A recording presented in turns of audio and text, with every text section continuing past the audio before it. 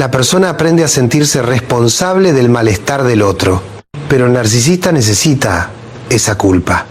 Necesita que uno crea que está rompiendo algo que era valioso, cuando en realidad lo único que se está rompiendo es la estructura que sostenía su poder. Ahí es donde muchos empiezan a recuperar la voz interior que habían adormecido. Esa intuición que durante tanto tiempo fue cuestionada, ridiculizada o minimizada. Cuando el contacto cesa, esa intuición vuelve a hablar y su primera frase suele ser simple: esto no era amor. Por eso, cuando alguien se mantiene en contacto cero, el impacto en el narcisista es profundo. No porque pierda a la persona, sino porque pierde el control. Es como si un GPS se quedara sin señal. Mientras tiene acceso, puede dirigir, corregir, ordenar, pero cuando la señal se corta queda desorientado. No sabe dónde estás emocionalmente, no entiende qué estás sintiendo, no puede anticipar tus movimientos, y para alguien que se alimenta de esa información, esa pérdida es devastadora. No es el vínculo lo que duele, es la caída de su dominio. El contacto cero, en su esencia, es un regreso a uno mismo. Es elegir el silencio para dejar de alimentar un sistema que se sostenía a costa de tu energía. Es, en definitiva, una forma radical de autocuidado. Cuando se habla de narcisismo, mucha gente imagina actitudes evidentes: grandiosidad, frialdad o una seguridad exagerada.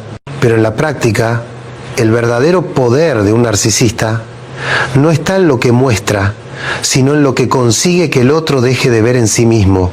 Ahí reside su habilidad más profunda: transformar la percepción ajena hasta que la persona termina dudando de lo que siente, de lo que piensa y hasta de lo que merece. Por eso, quienes vivieron estos vínculos casi siempre relatan la misma sensación, la de haber perdido claridad. Y esa pérdida no ocurre de un día para otro. Se instala lentamente, con frases que parecen inofensivas, con comentarios disfrazados de preocupación, con silencios que pesan más que cualquier discusión. Lo que muchas personas no perciben al principio es que el narcisista no se alimenta del amor, sino del efecto que provoca. Su necesidad está en la reacción del otro, la confusión, la búsqueda de aprobación, la disposición a ceder para evitar un conflicto. De esa dinámica obtiene una forma de vitalidad que le permite sentirse en control. Por eso, cuando el contacto cero aparece como una opción, no es simplemente un límite físico o digital. Es la interrupción de ese suministro emocional, es decir, es cortar la fuente que sostienen sus juegos psicológicos, y eso para ellos es una amenaza directa a su identidad. En estos vínculos es muy común que la persona empiece a justificar lo injustificable. Se convence de que el otro actúa así por heridas del pasado, por estrés, por sensibilidad. Adopta el rol de conciliador invisible, intentando suavizar cada tensión para que el ambiente no estalle. Pero en esa adaptación constante va dejando de lado sus propias necesidades. Y cuando uno se aleja de sí mismo, el narcisista gana terreno. Ese desplazamiento interior es lo que hace que el contacto cero no solo sea una estrategia, sino una forma de reparación emocional. Es volver a poner el eje donde siempre debió estar. Cuando alguien se atreve a implementar esta decisión, suelen surgir temores muy profundos. Es habitual pensar que el silencio será interpretado como indiferencia extrema o como una provocación. Sin embargo, quienes ya pasaron por este proceso describen algo sorprendente. El silencio no destruye nada auténtico, solo derrumba lo que era sostenido por la manipulación. El narcisista siente la pérdida como un golpe narcisista, un quiebre en su sensación de omnipotencia. No entiende el límite porque nunca reconoció que el otro tenía uno. Su reacción puede variar entre la insistencia, la victimización o el enojo disfrazado de súplica. Pero todas esas respuestas obedecen a una misma raíz: el descontrol. Lo curioso es que al mismo tiempo en que el narcisista se desestabiliza, la persona que eligió el contacto cero empieza a experimentar pequeñas recuperaciones internas, recupera la claridad en la mirada, la calma en el cuerpo, la capacidad de tomar decisiones sin miedo a una represalia emocional. Esas primeras señales de recuperación suelen ser tan sutiles que uno no las identifica al instante, pero están ahí, devolviendo una sensación de presencia que había sido apagada por años de tensión. Es en ese espacio de silencio donde la persona comienza a reencontrarse con algo esencial, su dignidad emocional, y esa dignidad no necesita gritos, confrontaciones ni explicaciones largas. A veces solo necesita una distancia firme para volver a respirar en paz. A lo largo de estos procesos, muchas personas descubren que el contacto cero no es únicamente una forma de alejar a alguien dañino, sino también un espejo que muestra todo lo que se había normalizado dentro del vínculo. Es muy común darse cuenta, con el paso del tiempo, de cuánta energía se dedicaba a sostener una relación que solo se mantenía viva mientras uno se diera más de lo que podía. En retrospectiva, cada palabra minimizada, cada gesto ambiguo y cada cambio repentino de humor adquieren un sentido nuevo. Y es ahí donde surge una pregunta inevitable. ¿Cómo pude permitir tanto? Pero esa pregunta, aunque dolorosa, es una de las más sanadoras, porque marca el inicio de la responsabilidad emocional, no para culparse, sino para comprender en qué momento se desdibujaron los límites. Algo que aparece con frecuencia es la noción de que el narcisista no necesita gritar para ejercer control. Muchas veces, las maniobras más dañinas son silenciosas. Un comentario que parece inocente, una duda sembrada en el momento justo, un elogio que aparece solo cuando conviene. Son movimientos imperceptibles, pero calculados. La persona que convive con este tipo de dinámica termina desarrollando una especie de alerta interna que intenta anticipar el próximo giro. Y esa tensión constante desgasta la autoestima hasta dejarla en un estado frágil. Por eso, cuando el contacto cero se establece, lo primero que se apaga no es el vínculo, sino esa alarma interna que llevaba demasiado tiempo encendida. La recuperación no llega de inmediato. Al principio, el silencio parece un territorio desconocido. Hay quienes sienten una especie de vacío extraño, como si la ausencia del otro dejara un eco que tarda en disiparse. Pero con el paso de los días, algo comienza a cambiar. La mente deja de girar alrededor de las reacciones del otro. La respiración se vuelve más profunda, más suelta. Y en ese pequeño espacio, la persona empieza a recordar cómo era sentirse en paz antes de todo este desgaste. Esa memoria emocional es una guía poderosa, aunque haya estado dormida durante mucho tiempo. También es común que aparezcan dudas. Dudas sobre si el límite fue demasiado duro, dudas sobre si la otra persona será capaz de cambiar, dudas sobre si uno está exagerando. Estas preguntas surgen porque durante el vínculo el narcisista sembró la idea de que el otro era demasiado sensible o que interpretaba las cosas de manera exagerada. Desmontar esa narrativa lleva tiempo. Sin embargo, el contacto cero tiene una virtud que ninguna conversación podría ofrecer: claridad, sin manipulación, sin interrupciones y sin exigencias. La mente y el cuerpo recuperan su ritmo. En ese estado, las respuestas empiezan a aparecer solas con el avance del proceso. Muchos relatan una sensación particular, la de volver a escuchar la propia intuición con nitidez.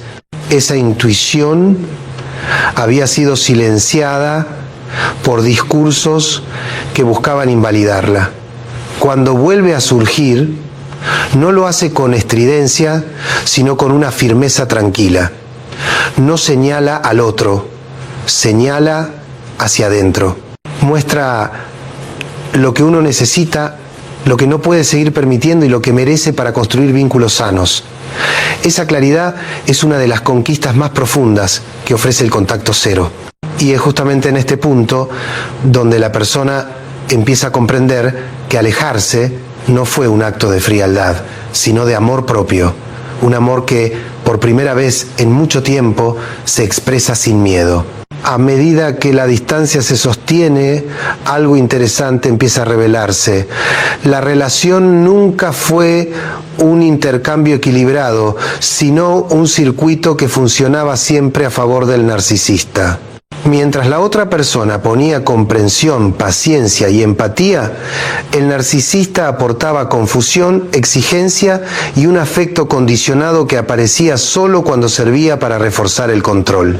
Al ver todo esto desde afuera, muchas personas sienten una mezcla de indignación y alivio.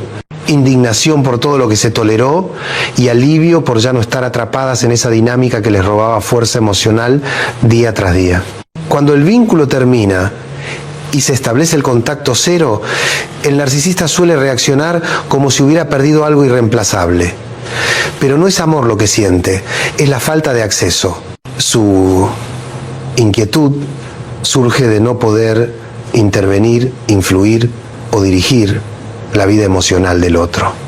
Es como si un aparato que siempre funcionó conectado a una fuente de energía de repente quedara sin carga.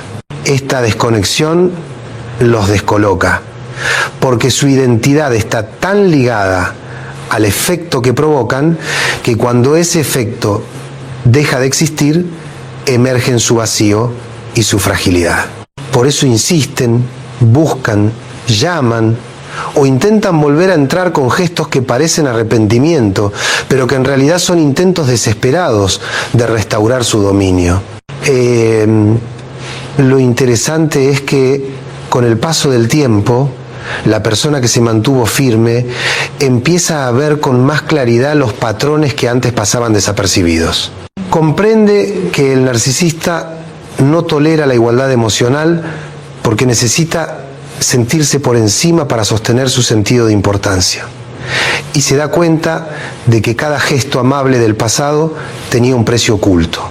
Esa comprensión no llega de un día para otro, sino a través de la introspección que surge cuando el silencio se convierte en un espacio seguro para pensar en este proceso. También aparece un punto fundamental, la recuperación de la percepción durante el vínculo.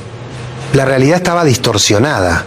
La persona dudaba de sus sentimientos, reinterpretaba señales para no generar conflicto, buscaba explicaciones donde no las había y minimizaba el impacto de situaciones profundamente dolorosas. El contacto cero detiene ese ciclo. Al no haber estímulos del narcisista, la mente ya no está obligada a interpretar señales contradictorias, ni a anticipar reacciones, ni a sostener emocionalmente a quien no ofrecía sostén de vuelta. Ese descanso interior es uno de los primeros signos de sanación. Algo que muchos describen también es la recuperación de la sensibilidad emocional. Después de la distancia, los sentidos vuelven a abrirse. Aparece una presencia distinta en la vida diaria, una forma de observar el mundo sin sentir que todo puede desmoronarse en cualquier momento. Ese regreso a la estabilidad permite que las emociones fluyan de manera más auténtica, sin miedo a ser juzgadas, ridiculizadas o usadas como herramientas de manipulación. Y es ahí cuando se comprende que el contacto cero no es una ruptura definitiva con el otro, sino un reencuentro definitivo con uno mismo. Ese es quizás el primer paso real hacia una vida emocional sana. Con el paso de las semanas, algo decisivo empieza a ocurrir dentro de quien sostiene el contacto cero. Aparece una comprensión más madura sobre su propio dolor. Ya no se trata solamente de alejarse del narcisista, sino de reconocer cuánto impacto dejó esa relación en la estructura emocional. Muchas personas se sorprenden al descubrir que lo que más duele no es la ausencia del otro, sino la desconexión que generaron consigo mismas para poder sostener el vínculo. Esa desconexión interna es una de las heridas más profundas que deja este tipo de relación. Y es justamente en el silencio donde comienza a repararse El proceso también muestra que el narcisista nunca estuvo realmente interesado en la esencia de la persona, sino en el papel que cumplía dentro de su universo emocional. Cuando ese papel desaparece, queda expuesta a la falta de reciprocidad que siempre estuvo ahí, aunque se disfrazara con palabras bonitas o con gestos cuidadosamente calculados. Entender esto no es una derrota, es una liberación, porque por primera vez surge la evidencia clara de que mantenerse en ese vínculo implicaba sacrificar una parte vital de la propia identidad. A medida que la claridad se instala, la persona empieza a ver que muchas de las discusiones, tensiones y conflictos no tenían una verdadera razón detrás. Eran mecanismos para crear dependencia emocional. El narcisista juega con el caos, porque en el caos se encuentra ventaja. Cuando todo es incierto, es más fácil moldear la percepción del otro. Por eso, al romper el contacto, se rompe también el escenario donde esa manipulación se sostenía. De repente, la persona ya no está atrapada en un ciclo de explicaciones interminables, ni en la necesidad constante de demostrar algo. Ese descanso no solo trae alivio, trae revelación. Otro aspecto que suele emerger es la reaparición del cuerpo como fuente de información. Durante el vínculo, muchos síntomas físicos pasan desapercibidos: tensión en la mandíbula, respiración entrecortada, agotamiento permanente, nudos en el estómago. Estos signos son la forma en que el cuerpo intenta señalar que algo no está bien. Cuando el contacto termina, el cuerpo empieza a relajarse lentamente, como si reconociera que ya no necesita estar en estado de alerta permanente. Ese cambio fisiológico no solo es una respuesta al silencio externo, sino también a la recuperación interna. En este punto, la persona comienza a identificar con más precisión qué tipo de situaciones la habían lastimado realmente. Ya no desde la confusión del momento, sino desde la lucidez que da la distancia. Entiende que hubo manipulación donde pensaba que había malentendidos, que hubo desprecio donde creía que había ironía y que hubo egoísmo donde intentaba ver sensibilidad. Esa reinterpretación, aunque dolorosa, es fundamental para que el proceso de sanación sea completo. Es aquí donde el contacto cero se revela como un acto de dignidad emocional. No se trata de castigar al otro, sino de dejar de castigarse a uno mismo. Es un punto de inflexión donde la persona decide conscientemente que su bienestar ya no será negociado en función de los caprichos ajenos. Y esa decisión, aunque muchas veces llegue después de mucho sufrimiento, marca el inicio de una vida emocional más honesta, más clara y más libre. A medida que la distancia se vuelve el nuevo estado natural, empiezan a aparecer aprendizajes que antes eran imposibles de ver. Uno de los más importantes es entender que el silencio no es vacío, sino espacio. Espacio para pensar sin interrupciones, para sentir sin miedo y para reconstruir partes de uno mismo que fueron debilitadas por años de manipulación emocional. Ese espacio permite que la persona recupere la capacidad de escucharse, algo que dentro del vínculo era casi un lujo. La confusión ya no actúa como un ruido constante y esa calma mental se convierte en una herramienta para reconocer con claridad lo que siempre se necesitó y nunca se recibió. Otro aprendizaje que emerge es la diferencia entre atención y cuidado. El narcisista sabe ofrecer atención intensa, pero la atención no es amor. La atención puede ser control, vigilancia, exigencia o incluso un mecanismo para mantener a la persona emocionalmente disponible. El cuidado, en cambio, implica respeto, escucha, reciprocidad. Cuando el contacto se corta y la persona experimenta un entorno sin manipulación, entiende por contraste lo que faltaba realmente. Ese descubrimiento suele ser doloroso, pero también profundamente liberador, porque permite construir un nuevo criterio para vincularse en el futuro. También es frecuente que, con el paso del tiempo, la persona empiece a notar cuánto había sacrificado en su vida personal para adaptarse a la relación. Actividades que disfrutaba, amistades que se enfriaron, proyectos que quedaron pausados, sueños que fueron minimizados o pospuestos. El narcisista no necesita prohibir nada de manera explícita, basta con sembrar la sensación de que todo lo importante debe girar alrededor de él. Al recuperar la autonomía, la persona vuelve a conectar con lo que realmente le daba sentido. Y ese reencuentro transforma la autoestima de una manera profunda, porque demuestra que siempre existió una vida más amplia que el vínculo que la había consumido. En este proceso también aparecen momentos de resistencia interna. Parte de la mente intenta justificar lo vivido, minimizar el daño o incluso romantizar ciertos recuerdos. Esto ocurre porque la dependencia emocional no se disuelve automáticamente. El cerebro necesita tiempo para reorganizar su forma de vincularse. Sin embargo, cada vez que la persona recuerda lo que sintió en los momentos más dolorosos del vínculo, recupera la perspectiva, no desde el rencor, sino desde la honestidad. La memoria emocional funciona como un mapa que señala dónde no se debe volver. Conforme la estabilidad interna crece, surge una comprensión más nítida. El contacto cero no es solo una técnica para protegerse del narcisista, es una declaración de autonomía. Es decir, mi paz vale más que cualquier vínculo que me quite el aire. Esa frase, que antes parecía inalcanzable, empieza a sentirse real cuando la persona experimenta la tranquilidad que había olvidado. Y esa tranquilidad se convierte en una evidencia contundente de que la decisión fue la correcta en este punto.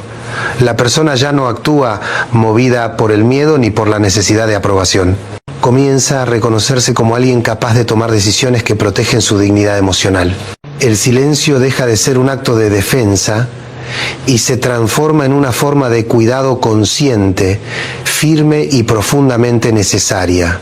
Con el paso del tiempo, la persona empieza a notar que la distancia no solo le devolvió la calma, sino también la capacidad de mirar la propia historia con una lucidez que antes parecía imposible. Esta claridad permite ver que muchas de las decisiones tomadas dentro del vínculo no nacían del deseo propio, sino del miedo a una reacción del narcisista. Incluso gestos cotidianos, como expresar una opinión, pedir un espacio o poner un límite pequeño, se vivían como riesgos que podían desencadenar un conflicto mayor. Al recuperar la autonomía emocional, la persona entiende que vivir así no era vivir, era sobrevivir en un estado permanente de vigilancia emocional. Esta recuperación también revela algo profundamente humano, la necesidad de validarse a uno mismo. Durante el vínculo, la validación dependía del narcisista, que la ofrecía de forma intermitente para mantener el control. Cuando la persona se aleja, descubre que esa intermitencia no era afecto, era un anzuelo, un mecanismo para asegurarse de que, por más desconcierto que generara, siempre hubiera una pequeña esperanza que mantuviera a la otra persona cerca. Romper con ese patrón no solo implica distancia física, sino también un reordenamiento interno que exige aprender a confiar nuevamente en la propia percepción. A medida que esta confianza se fortalece, la persona empieza a sentir menos necesidad de revisar el pasado una y otra vez. Ya no busca explicaciones para justificar lo que vivió, ni trata de encontrar motivos ocultos en cada gesto del narcisista. Entiende que no todo tiene una lógica emocional profunda.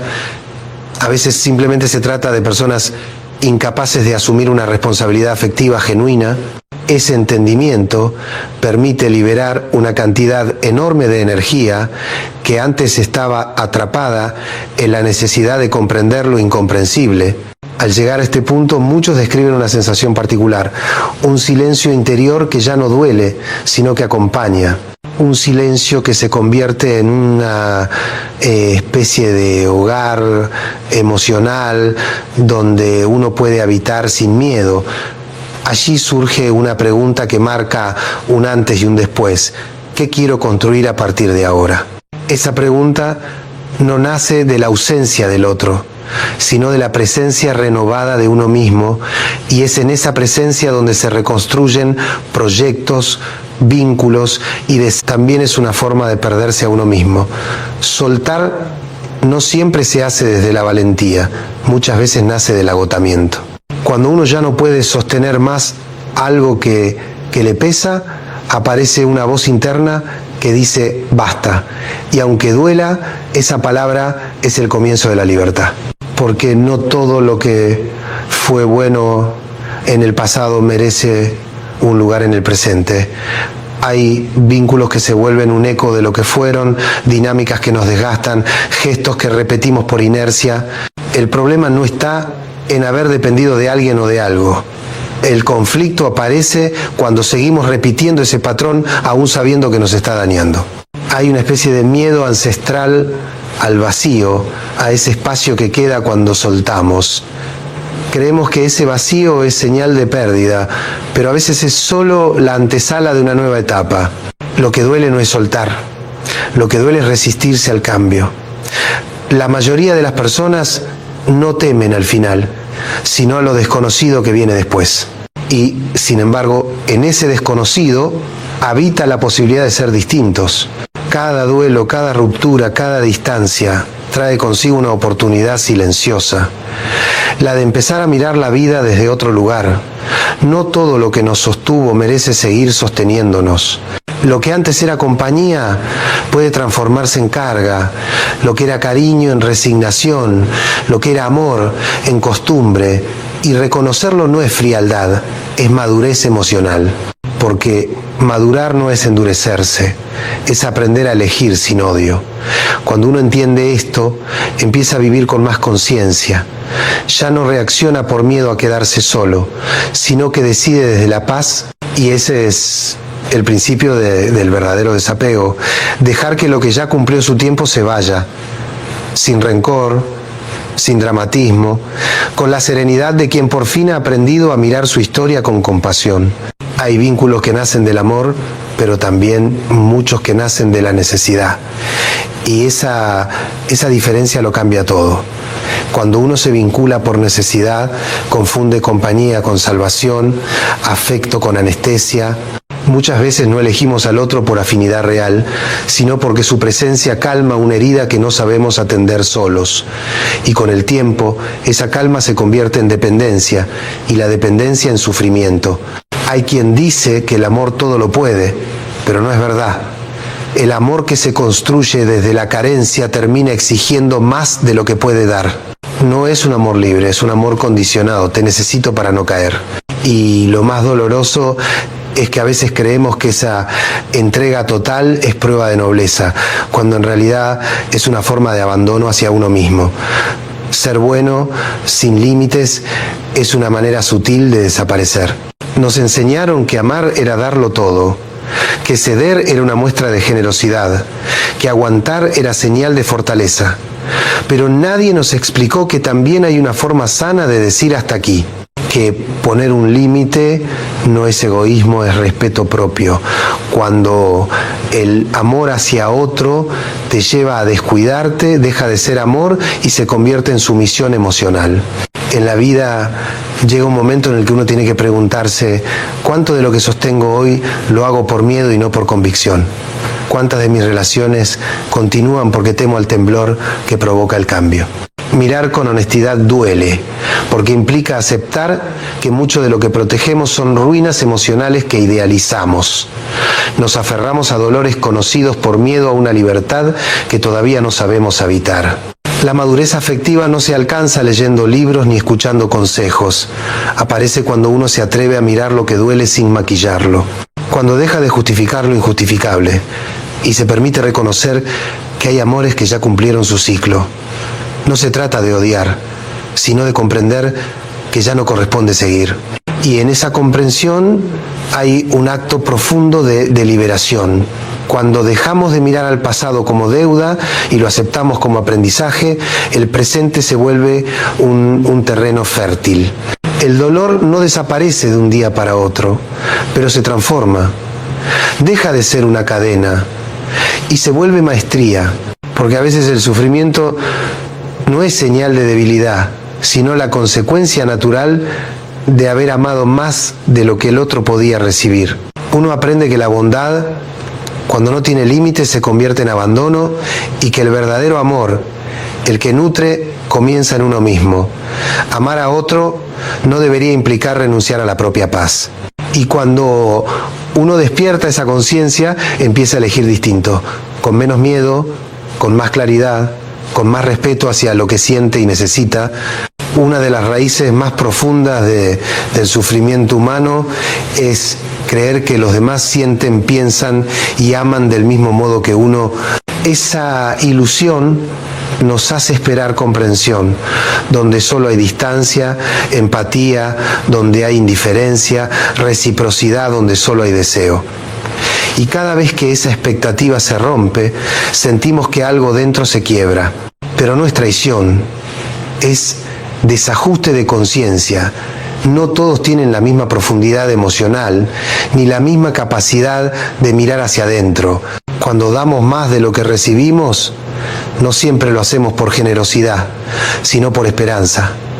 Esperamos que el otro, al ver nuestro esfuerzo, responda igual. Y cuando no lo hace, nos sentimos invisibles, usados o insuficientes. Sin embargo, el problema no está en amar demasiado, sino en no saber cuándo ese amor deja de ser correspondido. No todos pueden amar con la misma intensidad, ni con la misma verdad, y entenderlo es un golpe duro, pero también liberador. Aceptar que alguien no puede ofrecernos lo que deseamos no es resignación, es realismo afectivo. No se trata de moldear al otro para que encaje, sino de elegir conscientemente con quién caminar. Porque no se puede construir algo sano cuando una de las partes todavía no ha aprendido a mirarse. No todos los vínculos son recíprocos y no todos los silencios significan paz. La madurez emocional empieza cuando dejamos de exigir del otro lo que nunca prometió, cuando entendemos que nadie está obligado a sentir como nosotros ni a valorar lo que valoramos. Ahí aparece la libertad. Y es una libertad que no grita, que no necesita explicar, que simplemente se retira cuando comprende que insistir es desgastarse. Esa comprensión no nace del orgullo, sino de la serenidad. Uno deja de insistir, no porque se haya cansado del otro, sino porque se ha cansado de perderse a sí mismo. No se trata de frialdad, sino de cuidado. Cuidar de uno mismo también es un acto de amor, aunque a veces se malinterprete. Hay momentos en los que alejarse no es huida, es respeto. No todo el mundo sabrá entender tus gestos, tu manera de cuidar, tu forma de estar presente. Y eso está bien. No estás aquí para convencer a nadie de tu valor. El respeto no se suplica, se da. Y cuando no está, lo correcto es dar un paso atrás, porque seguir en un lugar donde se duda de lo que eres termina quebrando tu identidad. La aceptación es el punto en el que la herida deja de sangrar y empieza a cicatrizar.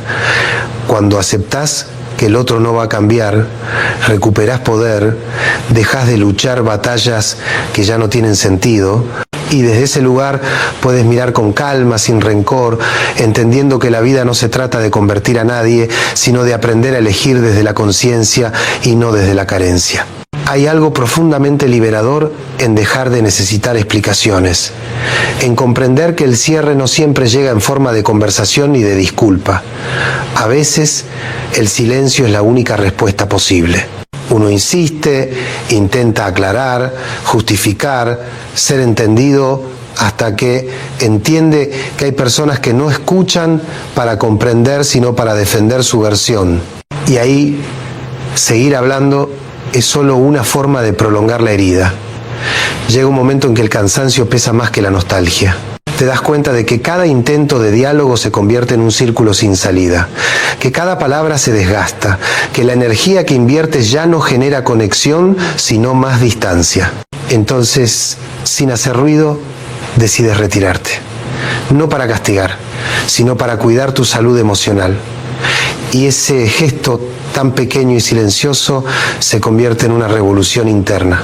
Perdonar en silencio no es frialdad, es madurez, es entender que no todo merece ser explicado, que no todo puede ser reparado con palabras.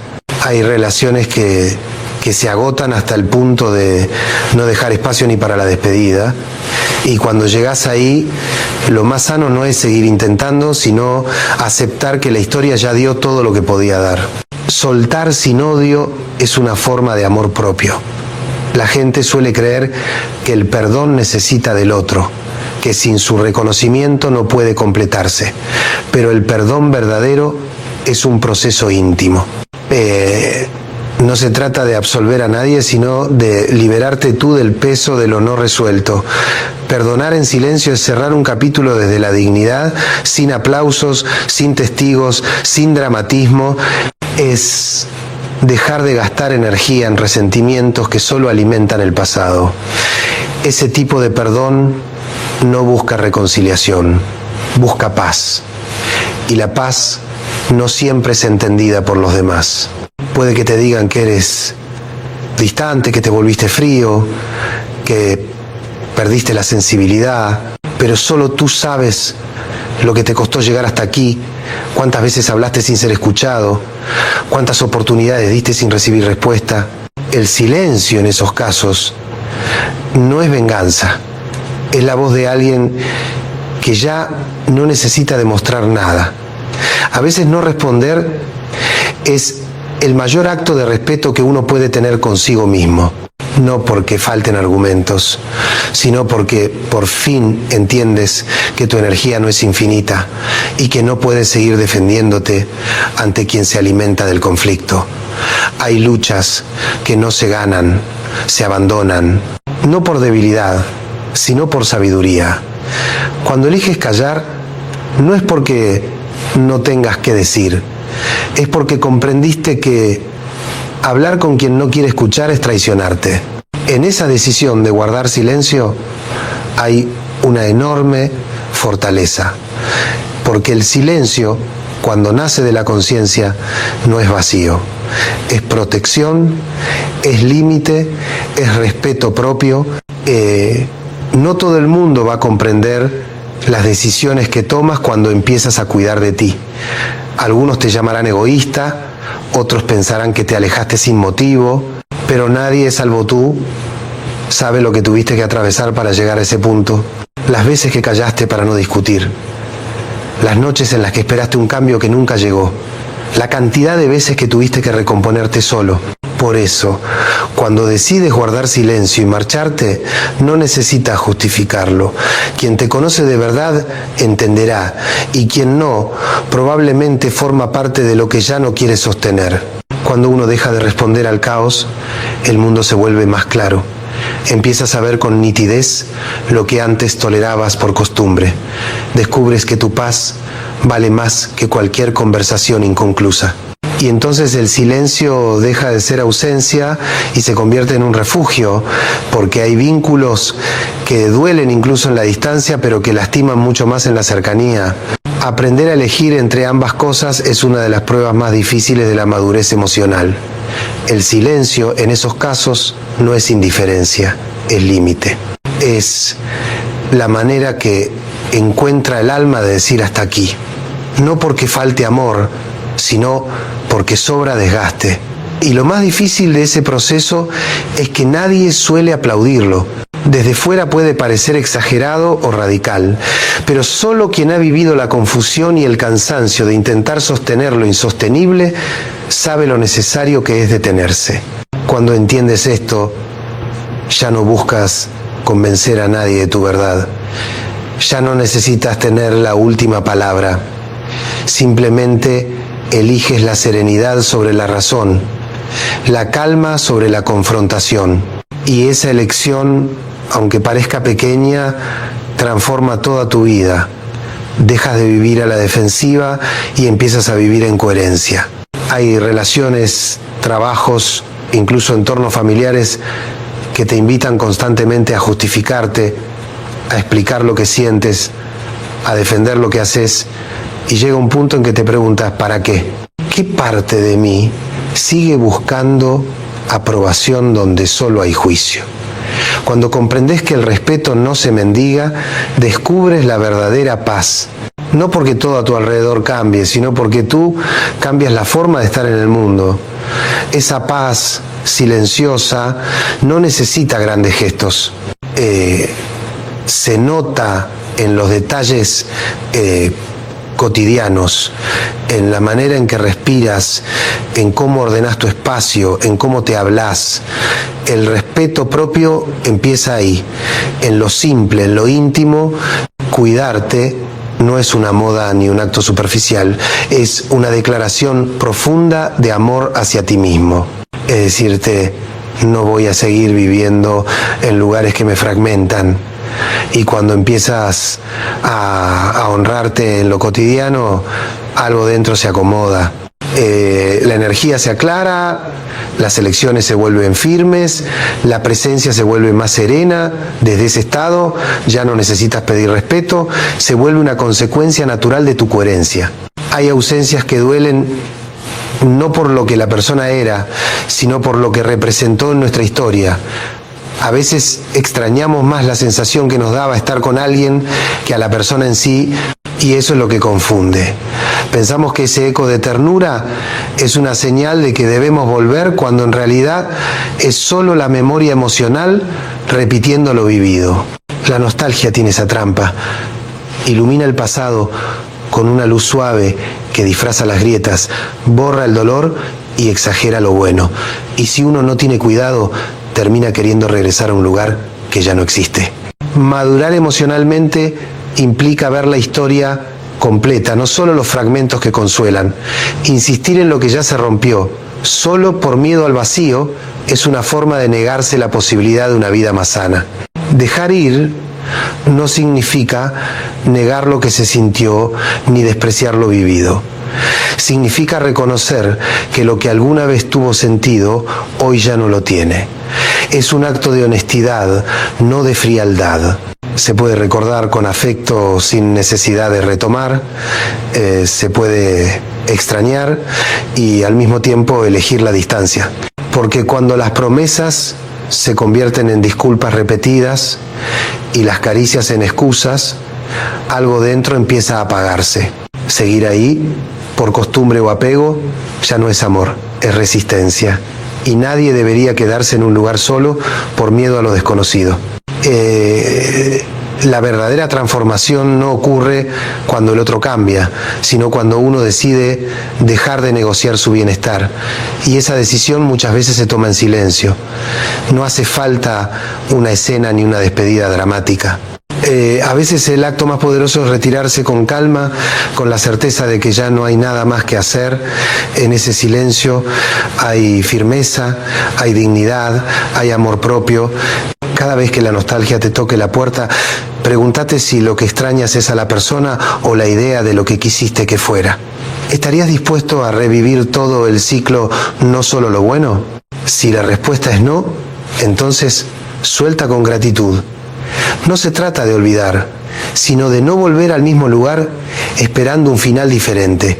Ser honesto con uno mismo es uno de los actos más profundos de libertad emocional, pero esa honestidad tiene un precio. Puede alejarte de personas, puede incomodar, puede dejarte solo por un tiempo. Aún así, vale la pena. Porque lo que se pierde en cantidad, se gana en calidad. Vivir desde la verdad es perder lo innecesario para quedarte con lo esencial. No hay mayor paz que la de vivir sin contradicción entre lo que sientes y lo que haces. Cuando logras eso, no necesitas explicarte más. Simplemente vives en coherencia y esa coherencia se siente, se nota, se transmite, no grita, no impone, simplemente es. Y ese es el tipo de presencia que empieza a atraer solo lo que vibra en la misma frecuencia. La autenticidad tiene un costo, pero también una recompensa enorme. La tranquilidad de saber que ya no estás actuando para agradar. Cuando decides dejar de moldearte para encajar, el mundo se acomoda y aunque pierdas algunos vínculos, ganas algo mucho más valioso: la paz de ser coherente contigo. La mayoría de las personas no se dan cuenta de lo agotador que es vivir editándose, moderando cada gesto para no incomodar. Con el tiempo, esa autocensura te desconecta, te vuelve ajeno a ti mismo. Ser auténtico no significa ser perfecto ni tener todas las respuestas. Significa atreverte a ser honesto, incluso cuando eso incomoda. Decir lo que piensas con respeto, pero sin miedo. Mostrar lo que sientes sin convertirlo en espectáculo. No se trata de imponer tu verdad, sino de vivirla. Y vivirla implica sostenerla, incluso cuando el entorno no la valida. La disciplina emocional nace precisamente de ahí, de la capacidad de actuar en función de quién eliges ser y no de lo que los demás provocan en ti. Porque sin esa estructura interna, uno termina reaccionando desde la herida, no desde la conciencia. Gritas cuando deberías callar, te quedas cuando deberías irte, explicas cuando el silencio bastaría, y así, poco a poco, te alejas de ti. Mirarse sin excusas es uno de los ejercicios más duros del crecimiento personal. Implica reconocer los lugares desde los que todavía operas, por miedo, por carencia o por necesidad de aprobación. Pero ese reconocimiento no es condena, es puerta. La observación constante de uno mismo es el camino hacia la claridad. Y con claridad las relaciones cambian, porque dejas de elegir a quien llena tus vacíos y empiezas a construir con quien comparte tu verdad. No es casualidad que cuando uno empieza a vivir desde la autenticidad, el círculo se reduzca. Las personas que permanecen son las que realmente te ven. Y aunque la soledad aparezca en algunos tramos del camino, deja de asustar. Porque la soledad habitada con dignidad no duele, al contrario, cura. En ella encuentras espacio para escucharte, para entender tus propios ritmos, para descubrir lo que realmente necesitas. Quedarse solo un tiempo no es un fracaso, es una forma de reencuentro. Cuando aprendes a estar bien contigo, las relaciones dejan de ser refugio y se vuelven elección. Ya no buscas quien te salve, sino quien camine contigo desde la libertad. Y esa diferencia lo cambia todo. Ser fuerte no es no necesitar a nadie, es poder sostenerte cuando nadie más lo hace. Pero también tener la humildad de pedir ayuda cuando ya no puedes más. La fortaleza auténtica combina la independencia con la apertura, porque no se trata de cerrar el corazón, sino de cuidar su acceso. No todos merecen entrar en tus espacios más íntimos. Solo aquellos que saben cuidar sin imponer, acompañar sin invadir. No todos los que te rodean están preparados para acompañarte en tus procesos. Hay quienes solo saben estar cuando brillas, no cuando sanas. Otros se incomodan con tu silencio, con tus límites, con tu necesidad de calma. Y aprender a distinguir entre quienes pueden sostenerte y quienes solo te distraen del vacío es una de las mayores pruebas de crecimiento.